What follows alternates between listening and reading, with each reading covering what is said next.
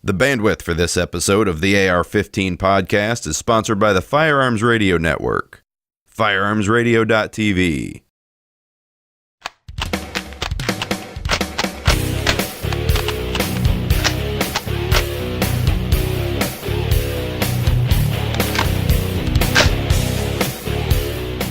Welcome to episode number 125 of the AR-15 podcast. I'm your host, Reed Snyder, and with me tonight is my co-host, Anthony Hardy. This is the podcast about your favorite black rifle. This show is for you, whether you're building your first AR or you've been building ARs for years. There is something we can all do to take our black rifle to the next level. Well, Anthony, how are you doing today? It's been a week or so since we've had you on the show. Yeah, I'm good, man. How about you, Reed? I'm hanging in there. Right. Tonight, we're going to go ahead and hit part 3 of our Building an AR from Scratch series. But before we trudge into our main topic, I wanted to remind everybody that Brownells helps make this show possible. So don't forget the Brownells with their 100% lifetime satisfaction guarantee is there for you anytime you have a problem. Like when you can't remove the taper pins from your new barrel to slip off the front side base, and you now have to find a new barrel. So, or if your rear takedown pin detent spring happens to get crushed by an improper installation of your buffer tube. Well, there you go. See, this is very important, all this Brownells information that we're feeding you. So, Anthony, now with the Brownells Edge program, you could have ordered a bag full of those 52-cent, very inexpensive springs and had them shipped to you for free. Yep. And I should have but I hope I won't need another one. I really hope I don't. Yep. That's what I hope anyway. I did get the new one that I got put in, no problem. We had a lot of good advice from our listeners on tapping it with a 440 screw and keeping the spring inside so you don't have to worry about it. But I didn't get to that, didn't have time for that this past weekend. So I just got another cheap spring and stuffed it in there. Well, there you go. Well, so with that, we want to remind you that Brownells' new Edge program is really kind of changing the face of firearms parts, because you can now join the Brownells Edge program, get free standard shipping on all your orders. You get advanced notice of some really awesome special offers and discounts. You get discounts on 2-day and overnight shipping, which really would have helped you out if you didn't have that extra spring, wouldn't it, Anthony? And of course, they provide some free shipping when you have returns. And with their 100% lifetime satisfaction guarantee, that happens from time to time. So we want to ask that when you do shop for your AR-15 parts at Brownells, that you go to our website and click on the link so that you can help our show out just a little bit by you getting out there and conducting some commerce. So, our main topic. Anthony, when was the last time you built an upper receiver? Never. Never? Well, Never. You are in for a treat, Anthony. I know. So, tell me, have you been coveting any of the components that go into upper receivers? I really would like to have a new barrel, a new bolt carrier group, a new charging handle, let's see, a new flash hider or compensator of some sort. So yeah, probably a whole new upper receiver. I'll tell you what, this show is going to be for you. Yep. So, well, I guess we need to start talking about the upper receiver by covering the receiver. So, I'm sure any of you that have seen Platoon or any of the Vietnam era films where the M16 is part and parcel to the action on the big screen, are familiar with the old form upper receiver. It was an upper receiver that had a carry handle that was machined into the upper. Well, I guess it would have been forged into the upper receiver. And somewhere long after I got out, an enterprising fellow or woman decided that there was a better way to do things, and we came up with the flat top upper receiver with a little bit of Picatinny rail on it. So that really kind of opened up the floodgates on what can be done with an AR, and I think it might very well have been the thing that really catapulted the platform into its current level of popularity. So we find ourselves today with an enormous number of options for the upper receiver. I think as far as the variations, you can have basically two approaches. You've got the flat top upper, and you've got an upper that still has the old A2 style handle. I would not say that there are many people out there that are seeking the A2 style upper receiver. I have an interest in it only from a purely, what would that be? Nostalgic perspective. Yeah. So my only reason to have one would be to reformulate or rebuild an A2 style AR. But past that, I think you're really going to find most of your examples in the market are going to be flat top uppers. When it comes to features in the receiver, I think really you're going to be looking at differences in your deflector and your forward assist and your dust cover. Those are kind of the big features that you're going to find variations on. I think a lot of people like the upper receiver without a forward assist, and there are some that like it without a dust cover. I think all of them have a deflector. However, I think that you'll find from model to model different variations in how that deflector is installed. Some of them are more aggressive, trying to make sure that you don't have any brass stuck in a collar. Some of them are formed in very unique ways with the machining or milling, or even just different inserts like the Voltor upper. So you're always going to find a deflector, but I think it's going to be within a short spectrum of variations on that. As far as the quality goes, I think we're still at a place where you're differentiating between the uppers that are machined and the uppers that are billet or forged. I'm sorry. So, I know that there are adherents to both schools. There are a lot of things that make them attractive, and then there are a few things that people find opposition to.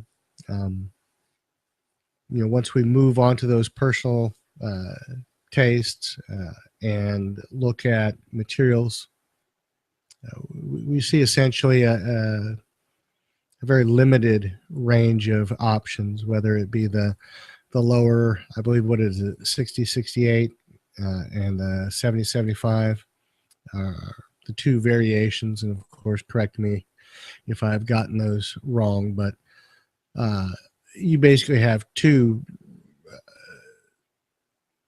types of aluminum that are being typically used in these parts.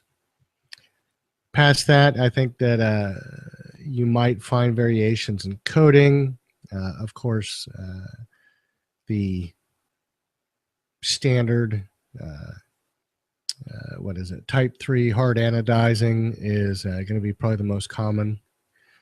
But, really when it comes down to quality, for what the upper receiver is required to do, I don't know that much in the way of the things that we've discussed are going to affect the performance of the rifle in its purest sense. They'll affect the aesthetics. They'll affect things like weight. They'll affect things like perhaps durability, life. These are all intangibles that are really kind of hard to put a finger on because, frankly, I don't know anybody in my recreational sphere who uses one of these rifles as hard as those individuals that I've known in the military sphere. And in the military sphere, these components hold up. And mind you, these are the ones that are provided in the historical past by the lowest bidder. So I don't know that you can say that those are always the highest quality. Certainly there are a whole lot of opinions, and I don't know that any of them is a wrong opinion. I think it just all depends. It's a great big gray area there. So, once again, it goes back to the idea of finding the things that are important to you, finding the people that you trust when you're asking questions, and just sort it out for yourself. I think the final factor to remember on a receiver is cost.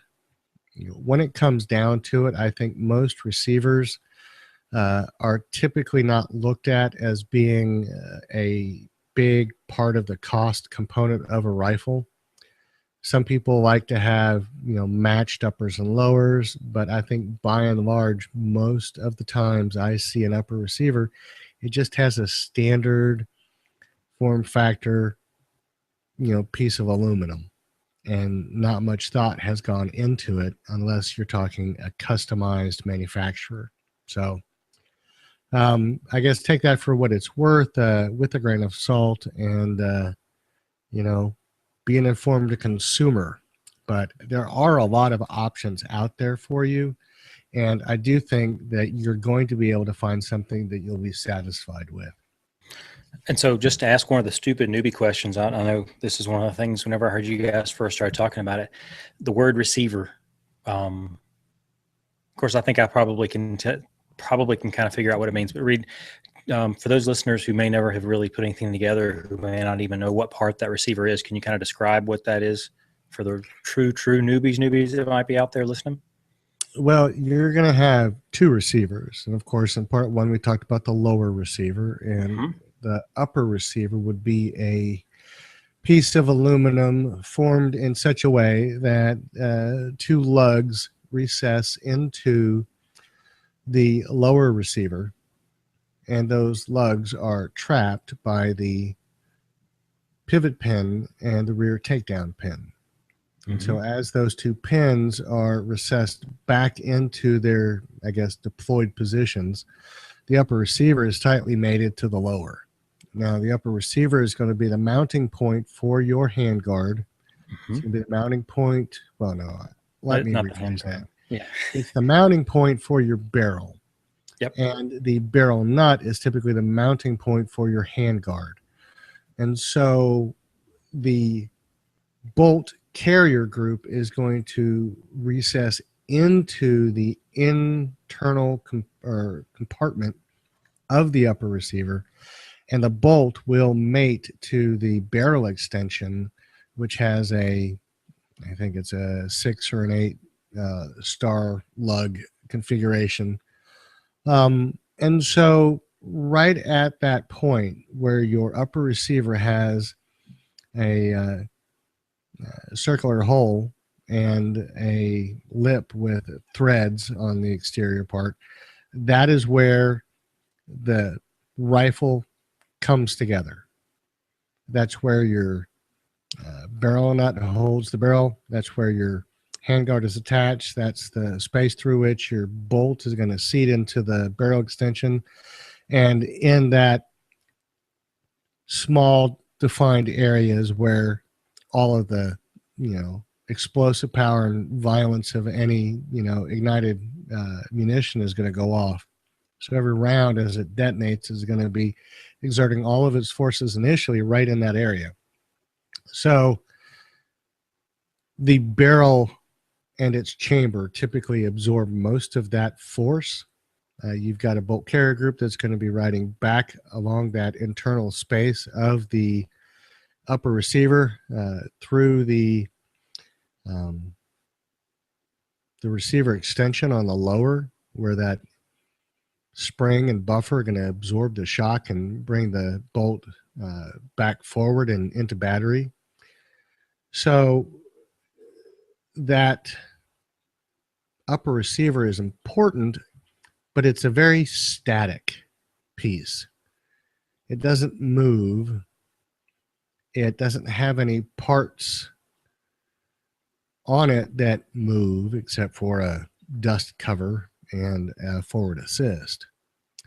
It is everything that is within it and attached to it that is performing some other function that's critical to the rifle. So I think that may very well be why it's not given a great deal of thought when people are putting them together or when designers are creating new receiver combinations. But, I think that with the increase in manufacturing of custom receivers, I think you're seeing some movement into a space where those receivers, the upper receivers, are getting a little more attention. So, Anthony, does that describe it for you? Oh, yeah, for sure. All right. Well, so tell me, when it comes to barrels, what are your biggest newbie concerns? How do you pick a barrel for your intended use? I know some of the stuff we've talked about, making sure your twist rate fits the length of your barrel. And to be honest, I don't remember those rules. So that might be something we probably want to cover, because I know you've talked about that several times in the past. Oh, we got something going on there in the background. Noise. Is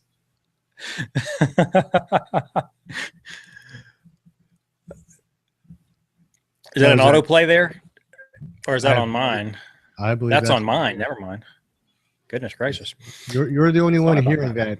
I think we're all sitting here trying to figure out what in the world are you talking about, Anthony? Sorry about that.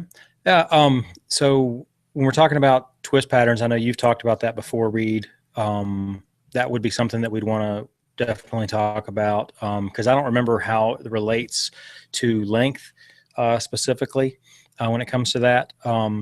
And I know a little bit about the gas system, about the different lengths of the gas system, but really how that relates to use, because I think that you've talked about that before, and it probably would be a really good thing to refresh my memory on, and probably some of our newer listeners on that don't have quite the experience level that some of our other listeners do. So what are some of the different use cases, and how would you put those things together? Let me go ahead and get started by a rundown of what we're looking at here. So, of course, with the barrels, we're talking about I think the most critical component of a rifle. Certainly the things that we're going to talk about are your barrel length, twist, barrel profile, the gas system that's going to be installed on the barrel, or I guess made a part of the barrel. And then I'm going to just speak briefly about the crown. So as far as length goes, conventional wisdom has in the past said that to get more accuracy, you want a longer barrel. There have been some interesting anecdotal examples, some testing. I don't know that there has necessarily been any scientific laboratory testing, but it seems to indicate that you can get excellent accuracy out of shorter barrels than what a lot of the experts used to think. Now, of course, length in terms of the AR platform is defined by what people are going to manufacture for us. So right now, you're going to see typically 20-inch barrels, 18-inch barrels, 16-inch barrels, and then you get into the SBR range or the pistol caliber range, which I think 14 and a half, any number of combinations under 12 and a half, and then down into some, I think 5, 6, 7, 8-inch barrels. We're going to kind of confine our discussion to just those that you can get without a tax stamp. So we're really talking about a 16-inch barrel or longer. There are some examples of, I've seen 22-inch, 24-inch barrels. You're typically talking about barrels that are not chambered for the 5.56 cartridge. I've seen them in some of the barrels designed to be long range barrels, 1,000-yard rifles or service rifle competitions. I'm not sure exactly what class that would be. But, length is really going to be about how you want to use your rifle. The carbine length rifles are what we all see in most big box retailers. It's what we see at most internet retailers. It is the most common length barrel that we're going to find out there, and that's a 16-inch barrel. The 16-inch barrel is going to have a carbine length gas system, which is the shorter of the three variations, which are carbine, mid-length, and rifle. So with that configuration, you're going to have a proven rifle. It's going to have proven accuracy, but it's not necessarily going to be something that you're going to try to have reach out to the longer distances. I would say easily 200 yards you can hit with your 16-inch rifle, and I don't think that going past that is going to be difficult. But if you were going to sit down, or if I was going to have you sit down and start, making clover leaves on paper at 300 yards, I don't think I'd have you use a 16-inch barrel. So one of the things that I would think that you want to consider is if you're going to get that rifle and use it for anything other than a bench, you probably want to figure out how the length of your barrel is going to impact your ability to drive it and wield it in whatever space or confines you're going to find yourself in. And I think that's why you see the shorter barrels in a lot of rifles that people are using in the military, because they're having to transition from transports to city streets to interior spaces, and barrel length is something that's going to get in the way. As far as twist goes, twist is not so much connected to barrel length as it is to bullet length. The bigger, heavier bullets are by definition going to be longer bullets, unless they are not your standard lead and copper bullets. The reason is you have to maintain the same diameter, and if it's going to get heavier, then it's going somewhere, so it's going into the length. And so the higher the twist, the more spin that's going to be imparted on the round, and the more spin that's imparted on the round, the more stable you're going to get it at higher speeds or longer bullets. So you want to pick a twist rate that is going to be adequate for whatever you're going to feed your rifle. Now, the 55 grain and slower bullets are going to probably not be as accurate or effective in the higher twist rate barrels. One of the things that I've heard people discuss anecdotally are the small varmint rounds, 45 grains, maybe 52, somewhere in that sub 55 range. With the higher spin barrels, people talk about those projectiles throwing their copper jackets. And so that doesn't make for much of a projectile once it's done that. So, twist rate is really going to be defined by how you're going to use the rifle and what you're going to feed it. I think that you're probably going to find more common than not are 1 in 9 twist rate barrels in purely commercial recreational settings, and you're going to find the 1 in 7 barrels when you're getting closer to the manufacturers who are making military grade barrels. I'm a big fan of the 1 in 7. It eats up everything I feed it, and I feed it the 62 grain and heavier bullets. But it doesn't dislike the 55 grain stuff. So I don't think you can go wrong with a 1 in 7. A lot of people compromise with a 1 in 8 to kind of get between the two. As far as the profile of a barrel, I think that that's really a taste function. You know, whether it's going to be a heavy barrel, a light barrel, a pencil barrel, whether you're going to have the standard military profile that imagines that at some point you're going to pay the $1,800 and a tax stamp for an M203 grenade launcher, which I'd really like to be able to do, but that's neither here nor there. So profile is something that I think for the most part is going to be a function probably of how heavy you want your rifle to be.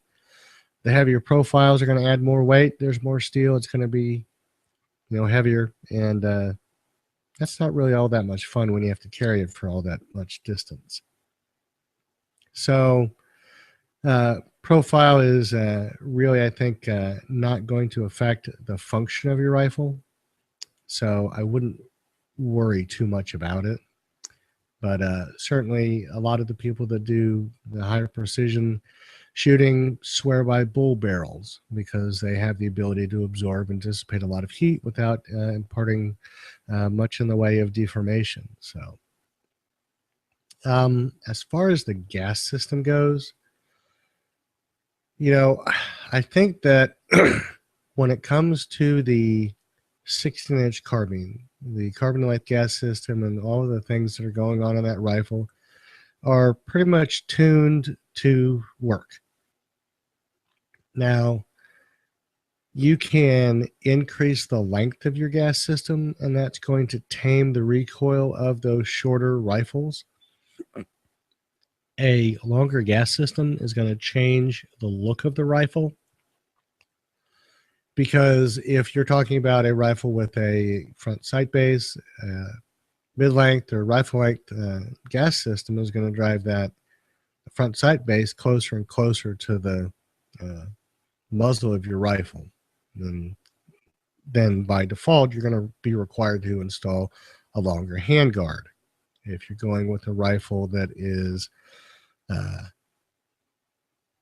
carrying a handguard that extends over your gas block, then once again, the further out your gas system goes, the longer your handguard is going to have to be to cover your gas block. So these are just practical considerations.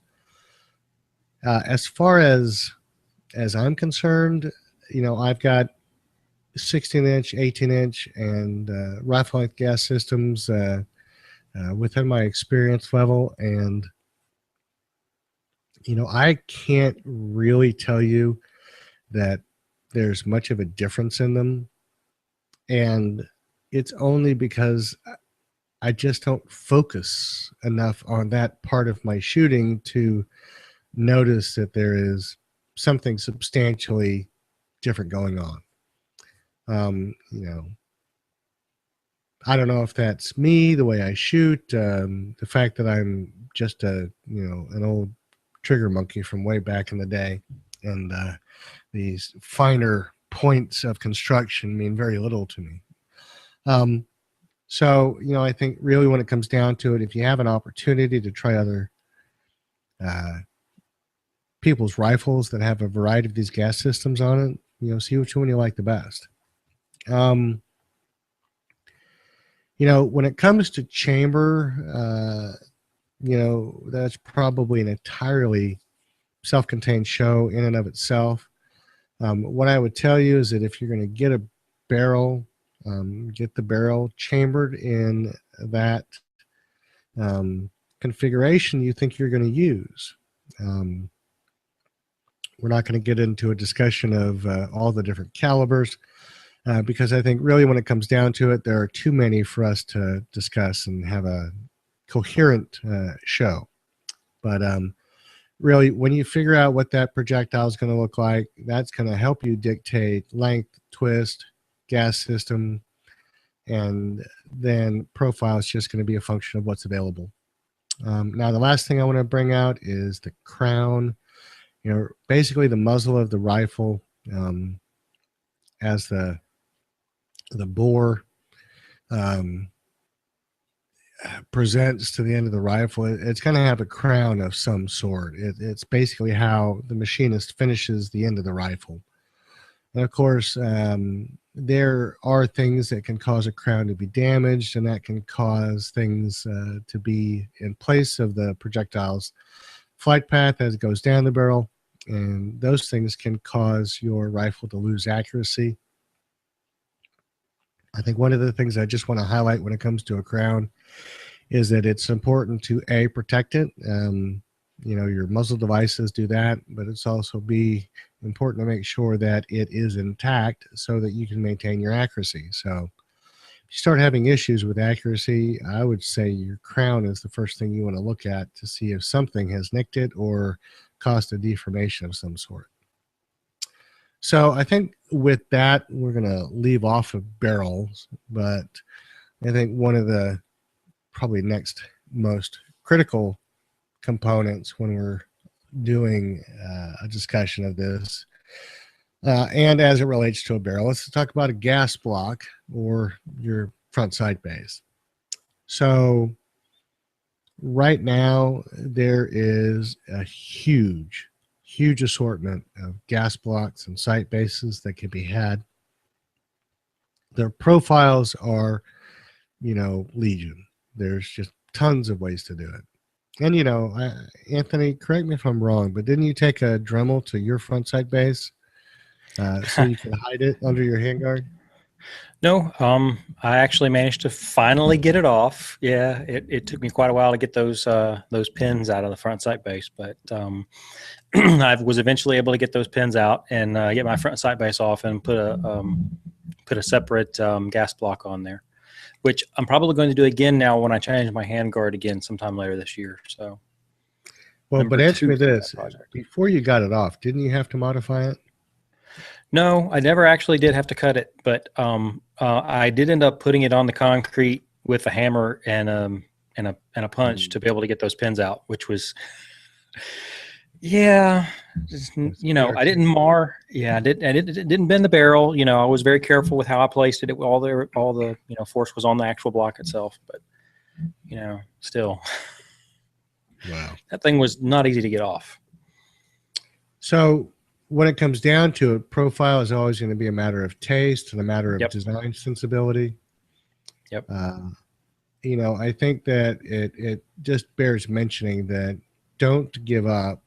If you can't find what you want, I think you'll find that if you just keep on looking, you'll come across it.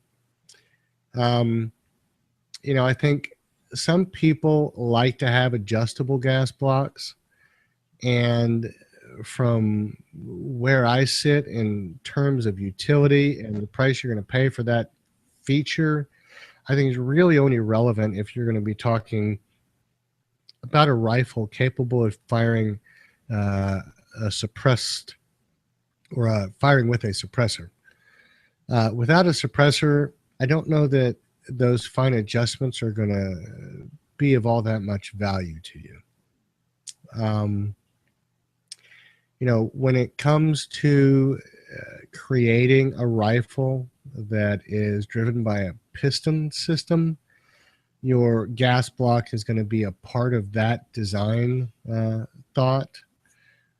It used to be, from what I saw in the market, if you wanted an aftermarket piston system installed on your AR, then you were going to have something that could not fit under a handguard. I think that is changing, and I'll tell you, I have an Adams Arms low profile piston on a rifle, and it is very, very nice, and the way they've handled fitting it underneath the handguards. So, taking a look at how your gas block is going to be installed and what gas block you're going to use is going to affect a number of other considerations. And so, don't forget to keep that in mind. And I'll just give you an example. if you're going to have a front sight base, you're not going to have a handguard that is going to, project past that front sight base. It's going to be in the way. Now they do have modified handguards that slip the, front sight base into an opening in the handguard. But at the same time, if you're going to have a gas block that's a low profile gas block and you do get something that's going to go past it in terms of handguards, well, now you're getting close to, in some instances, the muzzle of your rifle. And certainly you don't ever want to be in a position where you're grabbing a rifle where your fingers might, cross the, bullet's flight path, because that means you're going to probably, come away without that finger. So, I think that it really is important to fully imagine how you're going to use the rifle when you're kind of going over in your head what pieces you want, what things you're going to look at purchasing.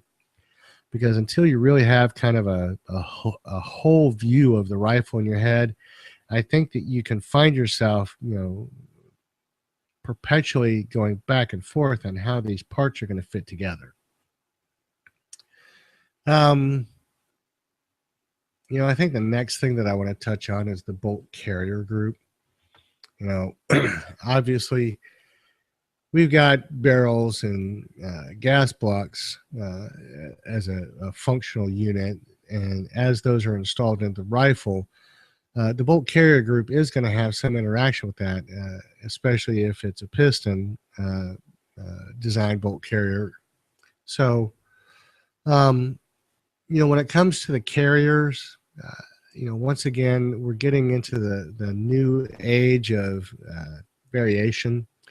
And one of the things that I am seeing really creep up more and more and more are bolt carrier groups where the carrier is a low mass or a heavier, or it's formed in a way that helps it not tilt in its travel. And, all of these design elements add to the ability of the carrier to be a much more critical part of the rifle and its functioning.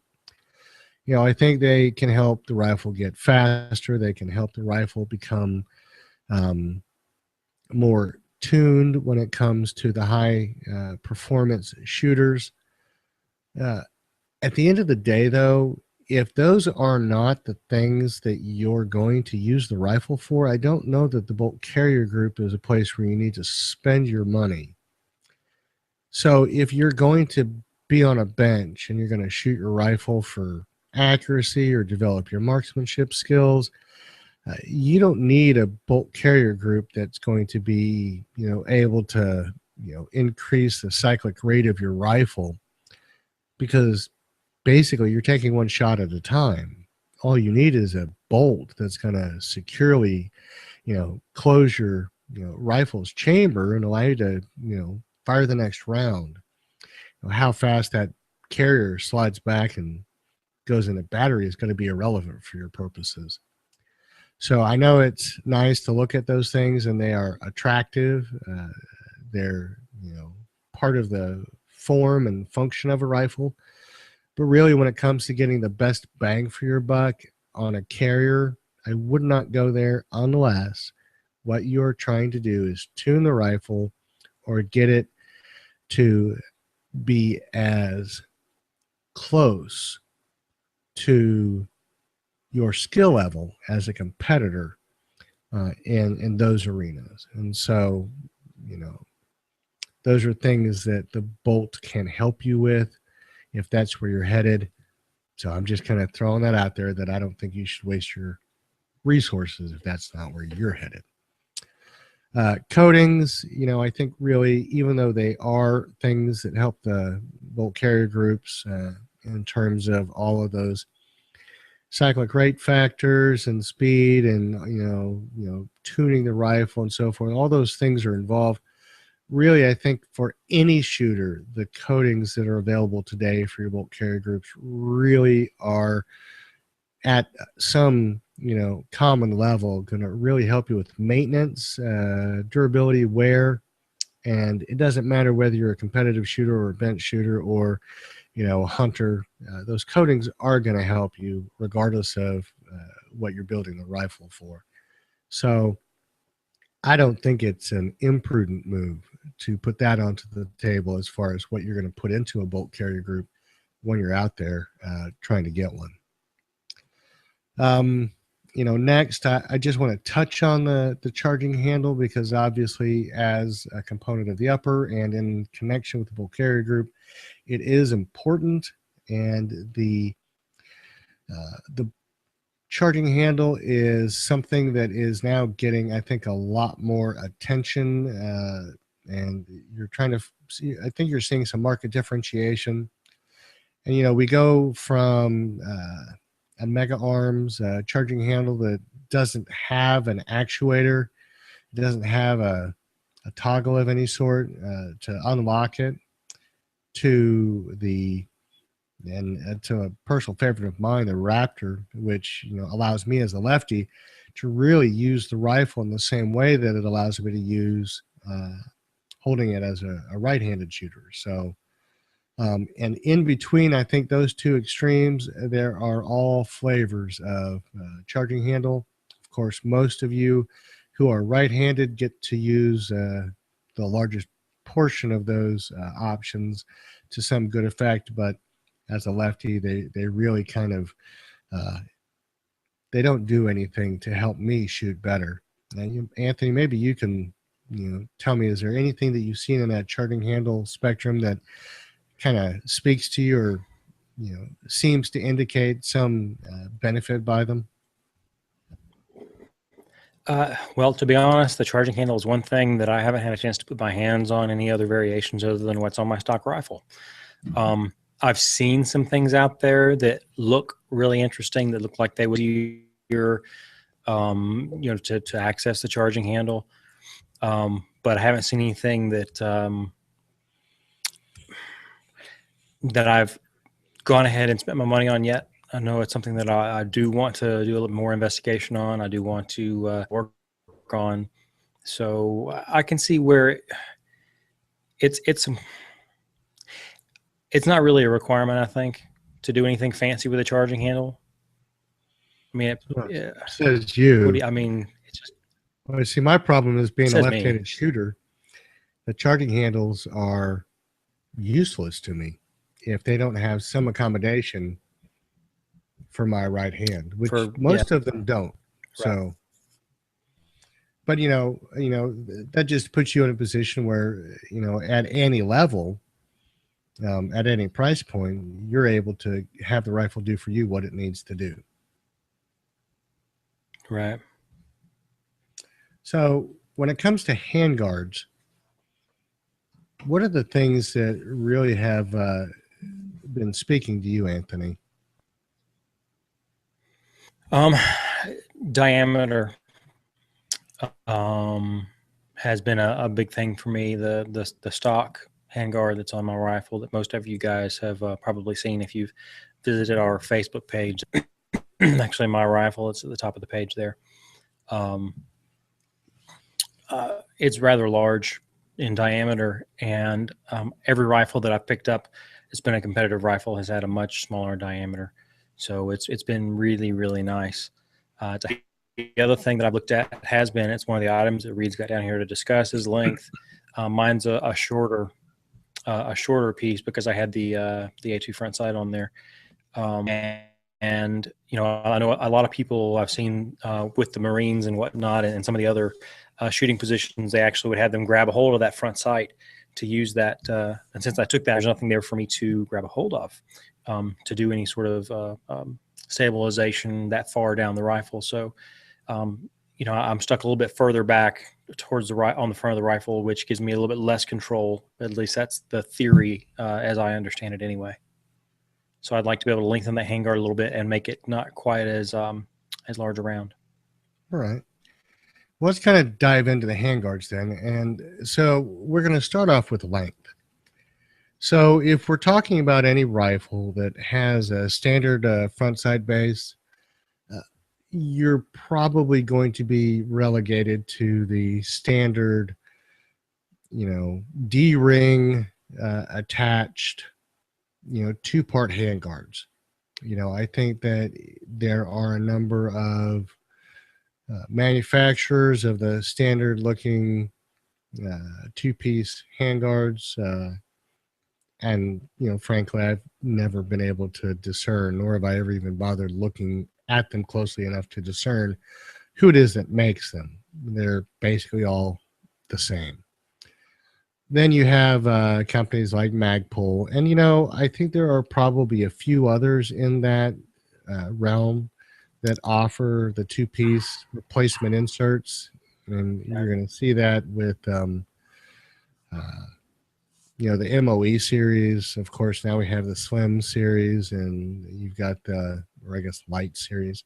And then, of course, you've got M-Lock accessory components. And so those still are all part of that, I guess, universe of two-piece handguard secured by a D-ring and a plate, just behind your front sight base. But because of the nature of that connection system, you're really only going to have handguards as long as your gas system, and it stops there. So when we get to the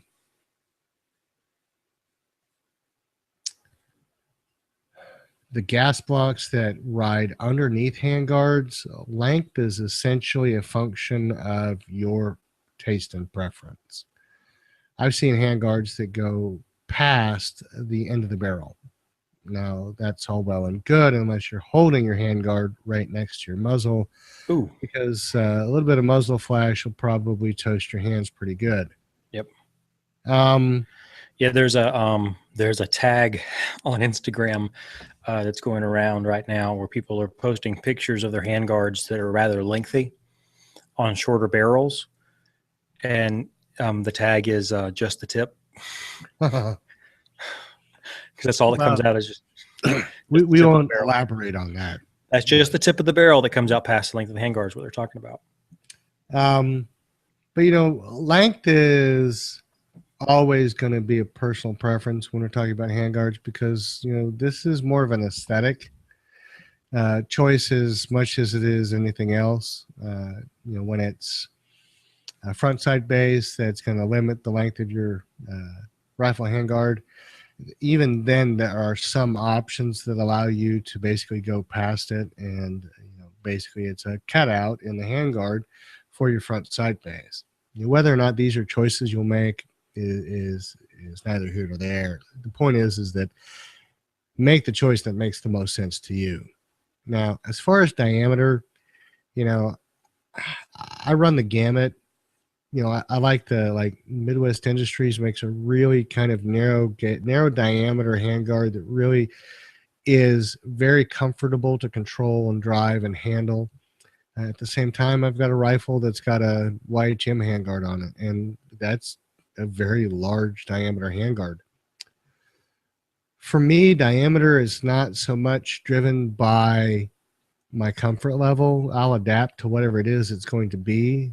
Certainly there are preferences. I think I am leaning towards a smaller diameter in terms of preference. However, I have NFA items, and I prefer to have my suppressors on my rifle. If I'm going to have my suppressor nest underneath the handguard is by default going to have to be an internal diameter large enough to accommodate that. So when you add the material in the outer diameter is going to be even bigger. So, if having a suppressor ride underneath the handguard is something that you're looking for as far as a design aesthetic, diameter is something that you're going to have to focus on in terms of that.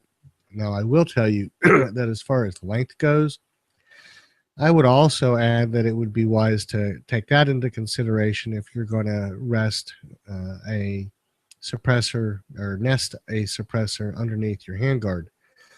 There's nothing like having a suppressor nesting under a handguard so long that you cannot get the traction on your suppressor to take it off. So leave enough suppressor dangling out the end of your handguard so that you can manipulate the suppressor and actually remove it from your rifle. Otherwise, it might very well become semi-permanent. I see you snickering back there, Anthony. Maybe just a little bit. Yeah, it's okay.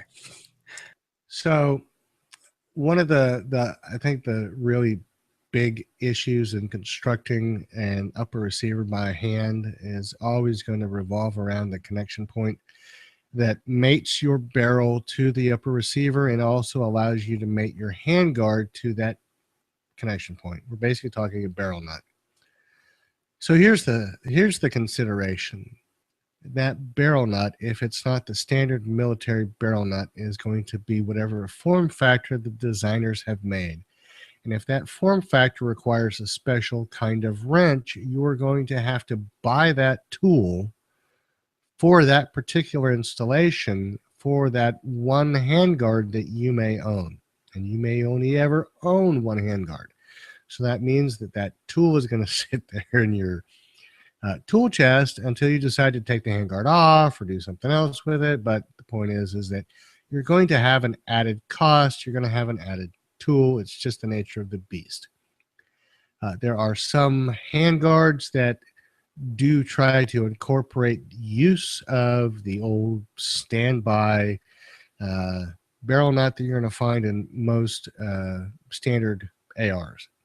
That barrel nut mated to whatever proprietary system the handguard manufacturer has come up with to mate with it can in some ways really create an awesome rifle.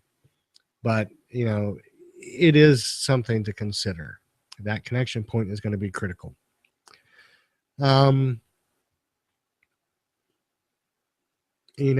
Aside from how it's going to be tightened down, when it comes to that connection point, you're more often than not going to have something that will have to be indexed to your upper receiver's gas hole so that your gas tube can travel from your gas block or your front sight base through that barrel nut into your upper receiver. So you're going to have to probably think about the installation in terms of your comfort level and your ability, the availability of whatever tools are necessary, so that you don't have a protracted evening of pulling your hair out trying to get that thing to line up. So I think that it's fair enough mentioning for that. I think the last thing to take into consideration when we're talking about hand guards are going to be the accessory attachment points. We started off back in the day, and hand guards had quad rails. They had 4 rails, Picatinny rail space, and you attach stuff to them. Well, and then everybody wanted to attach things at off angles and off sites, and so people made a great many pieces of kit to give you the different ways to attach things at different angles and dimensions and whatever the case may be. Well, obviously, any of you guys that are, at the very least looking at the internet are aware we've got a huge number of new ways to attach things to your rail. So after the quad rails kind of went out, what you had are proprietary systems where they'd sell you a length of rail, a couple of screws to attach to whatever, milled and tapped hole they had on the side of their handguard, or the pre-M-lock Magpul systems, which would basically attach things through slits in the components, all the way to the, as I said, M-lock from Magpul, and KeyMod, which is kind of like an open source industry approach to having things attached. So with all of those choices, I would say that the only thing that you really need to concern yourself with are, 1, what do you want to attach to your rifle? And 2, does your proprietary attachment system include those accessories that'll attach those things to your rifle. You know, availability is a big factor. You know, of course, the beginning of the key mod wave, I don't think you could very easily find a lot of the accessory pieces because they either hadn't been put into market and production, or wherever they were being sold, they were always out of stock because, once again, you know, they were the only game in town and everybody wanted that thing. So, you know, if you want to attach a flashlight and a grip underneath your rail, you know, figure out which connection accessory attachment system is going to work for those two things you need. But the problem is that really kind of forces you to imagine every way you might use your rifle, and that may not necessarily be the most efficient way to imagine or conceptualize a build. So, you know, I don't know how you make that any easier. Anthony, have you got any thoughts? Do you flip a coin whether you're going to go with M-Lock or key mod, or what have you been thinking in terms of that argument? Well, you know, I know that Magpul has plans, if they have not already, to release their M-Lock specs to the world, so that everybody can produce M-Lock parts, if that hasn't already happened. So I think that we'll see, you know, if we'll start to see tons of M-Lock stuff out there. Magpul's such a huge name, and they're going to be backing their products at the same time. To be honest, most of the people that I've talked to, and I've talked to a lot of people, this is one of the questions that I've asked a lot of different people when I've been around at different events and whatnot. They've said, well, yeah, I'm going to get, I've either got or going to get this system or that system, but all I'm going to do is get one of those little small pieces of Picatinny and put on there. So they're just using it to attach Picatinny and then using whatever existing Picatinny parts they already have to attach. So right. Well, when it comes down to it, if you are a first-time builder, then sky's the limit for you, because you have not been limited by all of your other $80 and $90 and $100 connection accessory point purchases. Yep. So very true. You know, I think that covers a lot of the basics for the handguards. You know, once again, like all things, it's going to be a function of a holistic view of what it is you're building and how you're going to use it. You know, so with that in mind, I don't know that there's much more that we can help you with as far as handguards. You know, when it comes to the muzzle device, you know, we're really talking about four main things. And so I'm going to try to break these down in terms of what they do so that you can make the most informed choice. What you're going to see in most production rifles, and what you're probably going to spend the least amount of money on, is a flash hider. It is basically designed to divert the flash of the powder burning every time you fire the device, you know, from obscuring your vision. You know, whether or not that is the case, I don't know.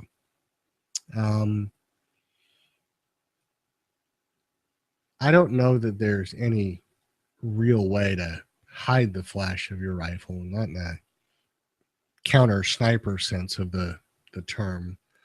But, you know, maybe at one point that was some part of what they were trying to design into the flash hider. You know, frankly, I don't know that I even have a single flash hider on any of my rifles at this point.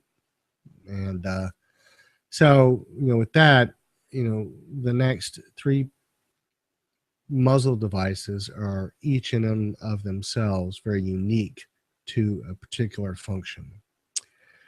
So a compensator as part of your barrel is only designed to basically keep the barrel from flipping.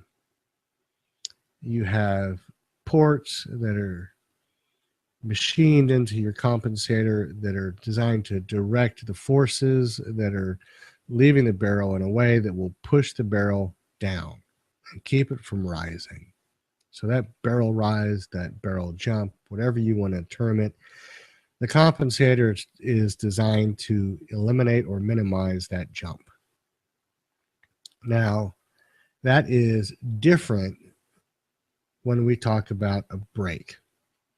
A muzzle brake is designed to reduce recoil. It is designed to mitigate the forces that are going to drive the rifle back into your shoulder. So, as a 5.56 shooter, predominantly when it comes to the platform, when you have that much of a buffer and a spring and, the mass of your bolt carrier group, taming the recoil, it's nothing like a 243. It's nothing like a 7mm Magnum. It's nothing like a 300 Weatherby Magnum. Those things have recoil, and AR, by comparison, just doesn't. Now, it does move. There are, the forces of physics at play. So brakes and compensators do their job. But the rifle is already a dream to shoot. So you choose one of those because you're looking for a particular piece of assistance. The individual who's looking for quick follow-up shots is probably going to go for a brake because he wants that barrel of the rifle to move as little as possible after each round. If you're talking a bench guy, he's probably going to be using a compensator. I don't know necessarily why. That's just my gut reaction. So, when it comes to those two, I think really if you're going to spend the money or invest the money, which $100 plus is a pretty reasonable starting point for a brake or a compensator versus a $12, birdcage flash hider. I would only spend that money if you really are looking for it to do those things for you. If whatever the recoil or the, jump is enough to distract you or make shooting unpleasant, then by all means. And, if you're looking for, the cool factor, don't get me wrong, they're nice. But, know that that's what you're buying it for and not for anything that's really going to help you as a shooter. I think the fourth muzzle device that's worth mentioning are the silencer attachments. So to the degree that you're going to begin collecting tax stamps, if you're buying a suppressor for an AR, you're more than likely going to have an attachment point on that AR. Now, if you have multiple ARs, you may buy multiple, the silencer attachment points and have them on a bunch of different rifles. Really, it's your preference. But, the problem is that for the most part, the silencers do not have muzzle devices that are, QD, easy on, easy off. Those muzzle devices are going to be, pretty much on the rifle for the duration until you decide that you're not going to make that rifle compatible with whatever suppressor you have. So that, of course, means that if you're going to have a muzzle device for your silencer attachment or a silencer attachment that's a muzzle device, you're going to give up some of the things that a brake might offer or a compensator might offer because, in my experience, there is no one device that accomplishes all of the tasks that you would be looking for. So, I think that covers the breadth of the subject, but not the depth. because on top of all of those considerations, there is really some question about whether or not there is empirical data to support some of the claims that the devices make versus anecdotal experience. And, I think that there is a difference between what, some device that will measure a force. There's a difference between what that means and what it means to shoulder a rifle and shoot it and feel that what's happening because of the new muzzle device is making it more pleasant or making it a more competitive rifle, or making it, do the thing that you're seeking.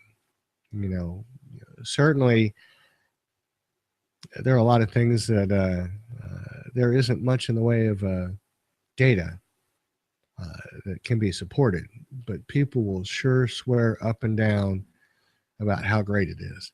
And you know what? I don't think that that's a bad thing. You just have to know that what they swear by may not be what you swear by. So when it comes to the muzzle devices, really, I think the thing to remember is that it's usually a pretty expensive piece of kit. And so I would only suggest you buy a muzzle device because it is doing something that you very specifically need it to do.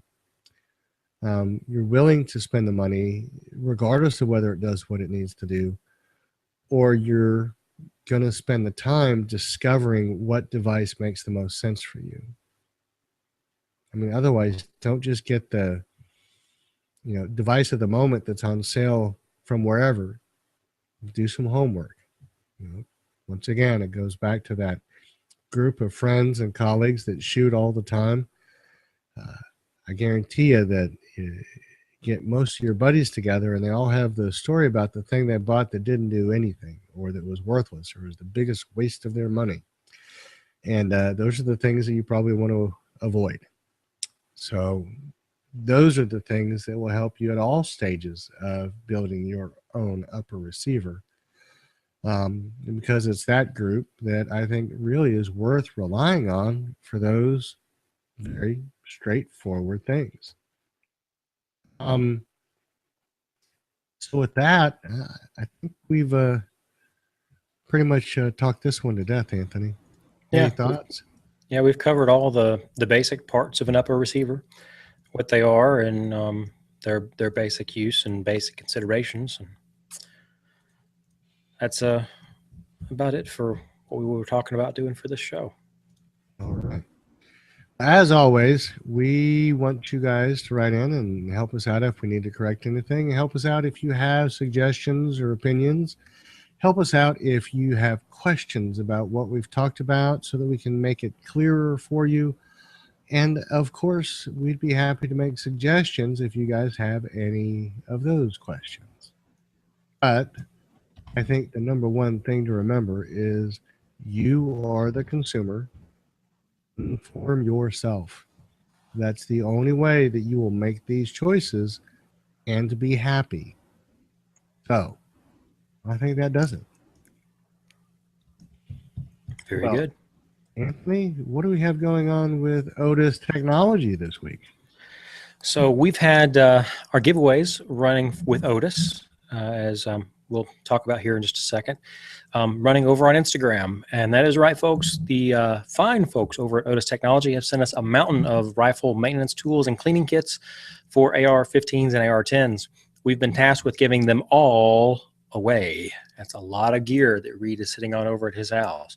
So watch for the special posts over on Facebook and on Instagram. May is Instagram, folks. So if you don't have an Instagram account, go over to Instagram.com or grab the Instagram app on your iPhone and create one to get a chance to win some of the awesome products made by Otis Technology. We're giving away a complete MSR cleaning kit in either 556 or 762 in the middle of each month up until Christmas, when we'll give away a complete Otis Technology Elite cleaning system to one lucky winner. During the alternating weeks, we'll be giving away a host of Otis tools and cleaning supplies. So don't forget, guys, go over to Instagram during this month and follow the AR-15 podcast. Check out our post there. You'll see the instructions for how to enter. And back when we finish May, when we head back over into June, we'll be headed back over onto Facebook, and you'll be able to like and share posts there to enter the weekly contests again. Our winner this week is Lynn Digital. So Lynn, we've made a post over to you on Instagram and are waiting for information to be able to ship your goodies to you. So Lynn Digital, be sure to get back in touch with us through Instagram, and we will make sure we get the goodies from Otis Technology out to you. Oh, and also, if we have butchered your name, Len, we would love for you to send in the phonetic spelling so that we can know how to pronounce it as we go on. And that if it was butchered, it's completely Reed's fault. He jumped in and did like a puppet and made my mouth move. No, it's my fault. It's my fault. And if I did it wrong, I apologize. If I did it right, I don't know. Take all the credit. Right. There you go. All right. So moving on to feedback, we're going to try to cover this pretty quickly, but we want to let you know that Hugh P. wrote in, and he says that we should check out the AXTS Talon safety selectors. Says it's the same company that makes the Raptor charging handles that I am so fond of. But he indicates that basically they're 45 degree and apparently will work in any lower receiver because they also have the ability to be converted to a standard 90 degree selector by rotating the barrel 180 degrees. So he says he used to have the he has the bad sectors. I think he was talking about hard drives. No, I think he had the BAD selectors Right. that have since switched over to the AXDS ones on all of his ARs. Hugh, you could always send in any of those old BAD selectors to the show, and that might get you some credit with the guys upstairs. Just saying. Email me if you want an address. Anyways, no.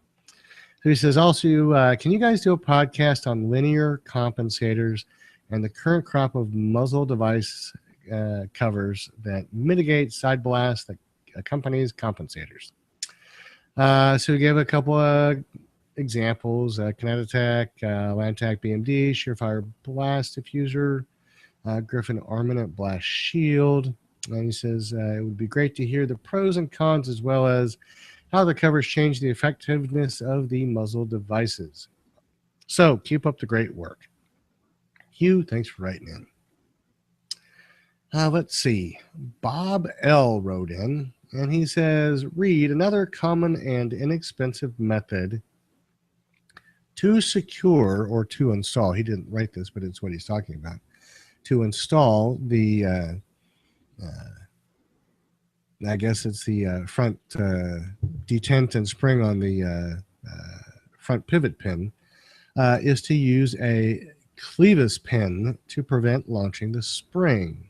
Now, I don't know how many of you know what a clevis pin is, but if you have a cotter pin and the clevis pin is what the cotter pin basically attaches to. So if you have a trailer hitch, the bar that connects the hitch to your ball is secured by a little cotter, a little pin that I guess the thick heavy metal part that does the connecting is the clevis pin. In any case, I took a look at what Bob sent in. It links to an image, and it really does appear that it would be quite useful. And just FYI, I put a link in the show notes for what a clevis pin goes for at Grainger. I don't know what all they sell, but I think maybe the question is, what don't they sell? But anyways, they're clevis pins. You can buy 10 clevis pins for the same cost as the Brownells tool. However, I don't know that they have 100% lifetime satisfaction guarantee, nor do I think they have free shipping. So that being the case, Bob, thank you for your input. That's some serious out-of-the-box thinking. So if you have one of those in your toolkit at home, you don't have to get anywhere to get your pen and detent installed.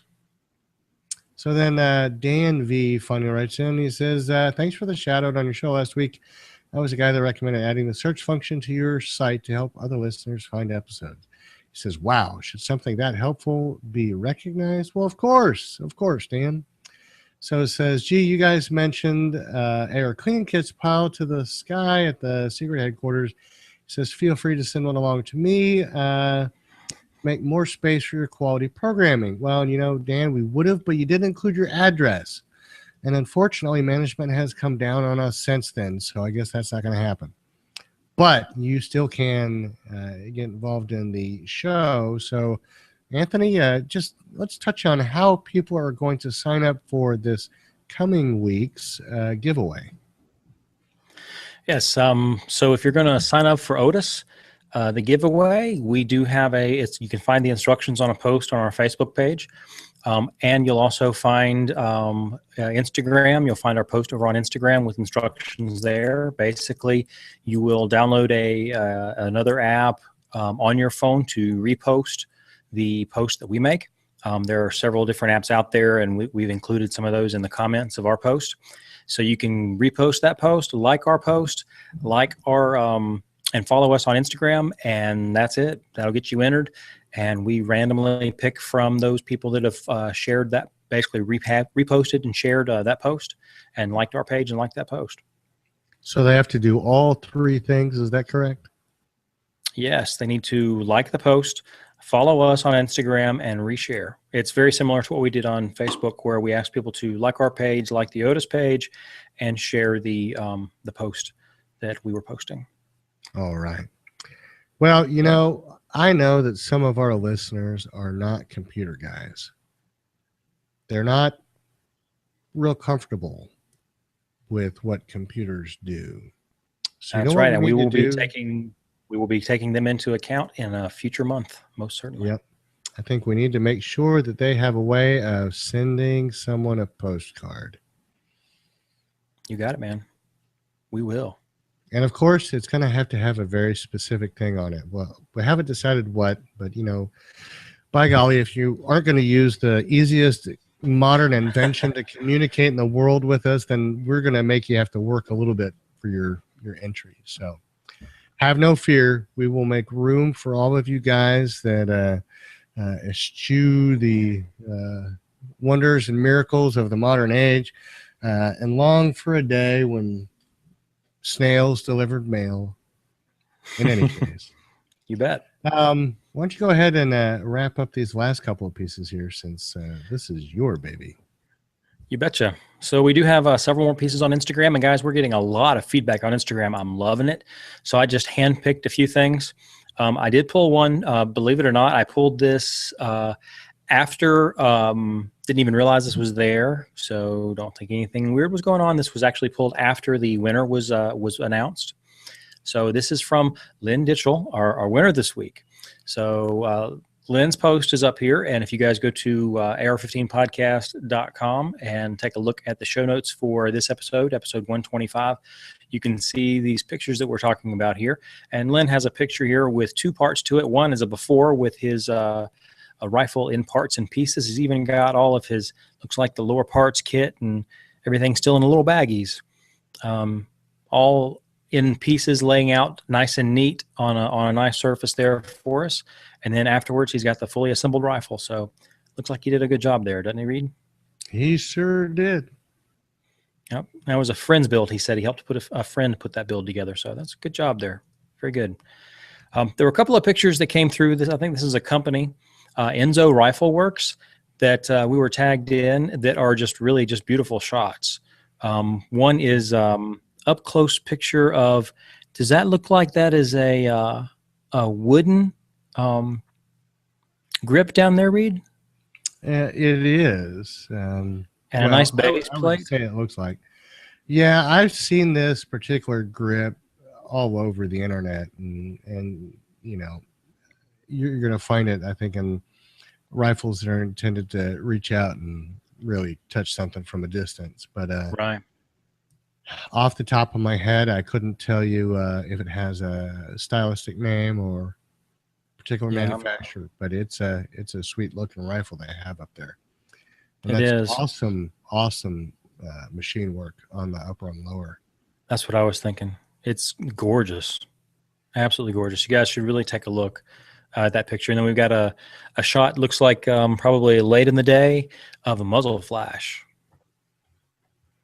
That is just a beautiful shot. Somebody looks like they're probably prone, taking a long distance shot, field of wheat in the background with the muzzle flash. And you see the sparks. I guess that sparks are just something coming off there, flying out from the muzzle.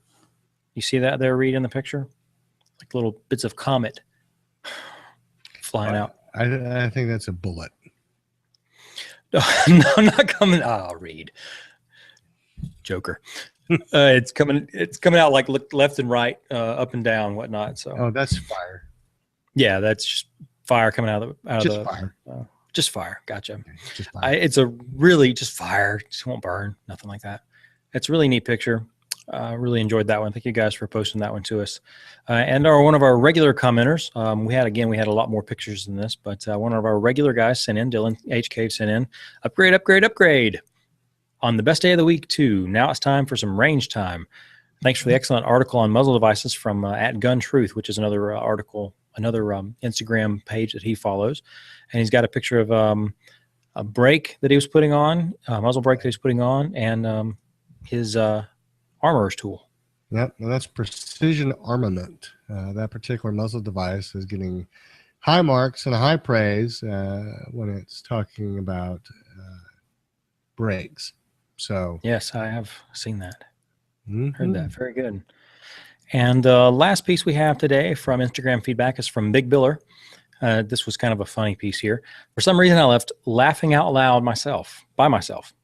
Connecting with 148 and 248 yard steel targets through iron sights with rusty Tula 223 through the M&P consistently with ease was apparently humorous.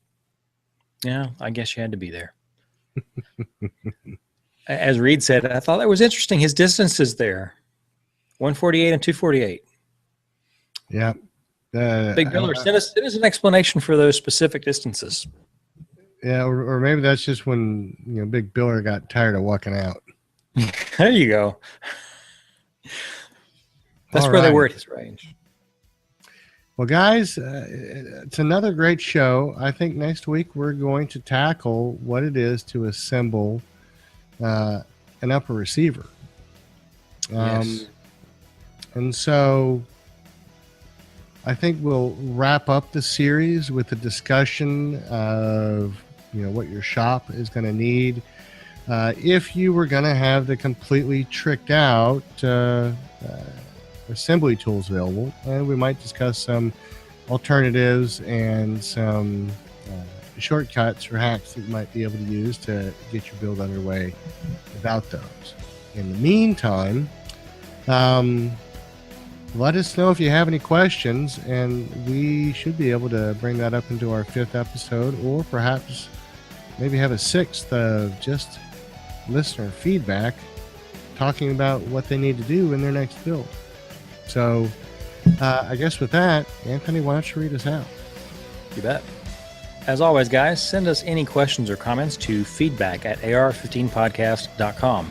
You can send us a recorded voicemail by using the SpeakPipe plugin on the right-hand side of the AR-15 podcast website. That's AR15podcast.com.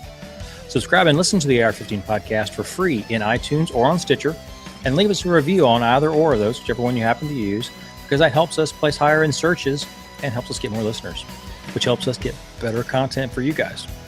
Share your pics with us on Instagram. You can tag us at AR15podcast, or tag your pictures with hashtag AR15podcast, either way, and we'll try to grab them and include them in the show. Follow us at Google Plus or on YouTube, and you can watch us live by following us for our announcements over on Facebook as well. You can find us Google Plus at plus.google.com/+AR15podcast, or YouTube at youtube.com/C/AR15podcast, and Facebook.com, all the same kind of thing, Facebook.com/AR15podcast. And guys, if you haven't checked it out, there are tons of other podcasts on the Firearms Radio Network, which is our parent company. So run over to firearmsradio.tv and check out other podcasts there and see what else you'd like. Guaranteed, you will find several other things that you'd be interested in.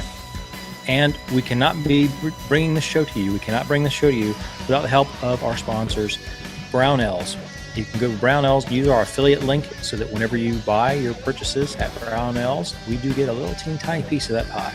That's AR15podcast.com/parts for all of your AR-15 parts or any other thing related to firearms that you might be looking to purchase.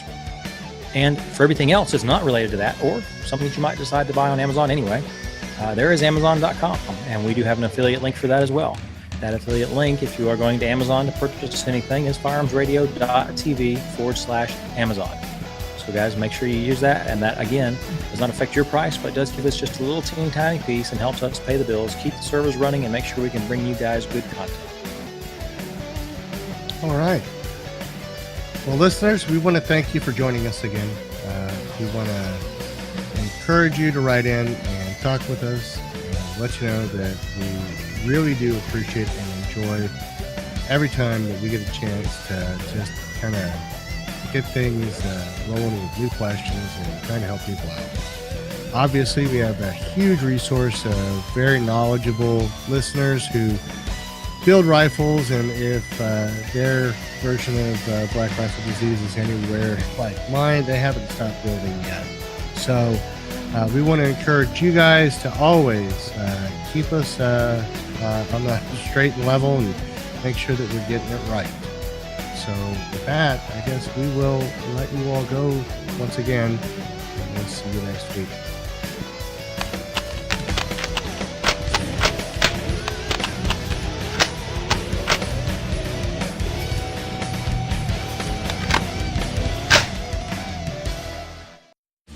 This has been a production of the Firearms Radio Network.